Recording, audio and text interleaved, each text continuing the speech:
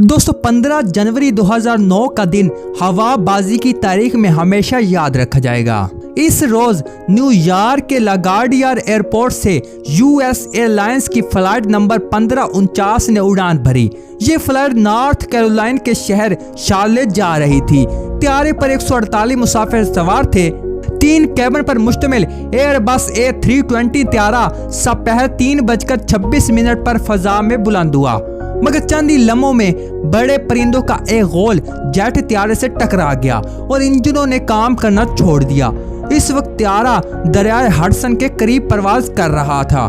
त्यारे ने अभी पूरी तरह कुवत नहीं पकड़ी थी और इंजन बंद होने के बाद वो एक ग्लाइड की तरह हवा में तैर रहा था। ये त्यारा कैप्टन जेसली ब्रेंट उड़ा रहे थे। इनके पास फैसला करने के लिए बहुत कम वक्त बाकी था।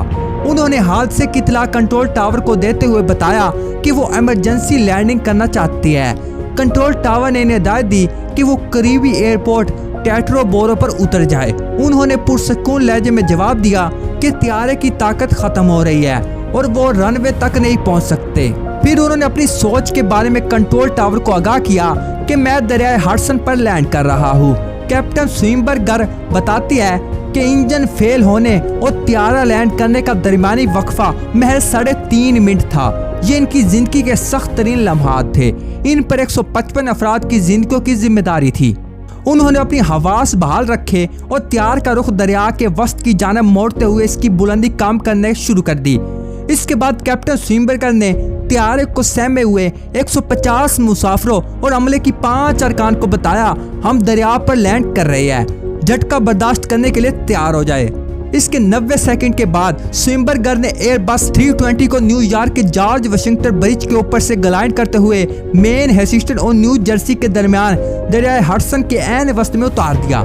ये 15 जनवरी की एक यकसा पहर थी और सुबह बर्फबारी के बाद फिजा साफ हो गई थी। दरियाए हडसन का पानी बर्फ की मानद सर्द था। चंद झटके खाने के बाद त्यारा पानी की सतह पर तैरते हुए आहिस्ता आहिस्ता डूबने लगा। त्यारे के अमले ने मुसाफिरों को लाइफ जैकेट्स पहनाकर इमरजेंसी दरवाजों के जरिए बाहर निकलकर जहाज के पारों पर जाने की हदायत की। दरियाए हडसन में तैरती हुई एक बड़ी तफरीक कश्ती ने, जो हादसे के मकाम के करीब थी, तेजी से मदद के लिए पहुंची और मुसाफिर इसमें सवार होने लगे। फिर दूसरी कश्तियां और इमदादी कारकुन भी मौके पर पहुंच गए और मुसाफिरों को बाहिफाजत निकलने में मदद देने लगे। डूबते त्यारे से बाहर निकलने वाले आखिरी शख्स कैप्टन स्विम्बर्गर थे। हादसे में सिर्फ एक मुसाफिर की टांगों की हड्डियां टूटी, कुछ को मामूली जख्म आए और चंद एक को ठंड लग गई, लेकिन तमाम मुसाफिरों की जिंदगियां महफूज रही। इस हादसे को हवाबाजी की तारीख का एक अहम वाकया करार दिया जाता है, जिसमें कैप्टन की हाजिर दिमागी और बरवक्त दुरुस्त फैसले से त्यारे पर सवार तमाम अफराद की जिंदगियां बच गई। इस वक्त के न्यूयॉर्क के गवर्नर ड्यूडी पेटरसन ने इस वाकये को दरियाए हडसन के मुआवजे का नाम दिया। कमर्शियल पायलट बनने से कबल स्विम्बर्गर लड़ाका जेट त्यारे उड़ाने का वसी तजुर्बा रखते थे।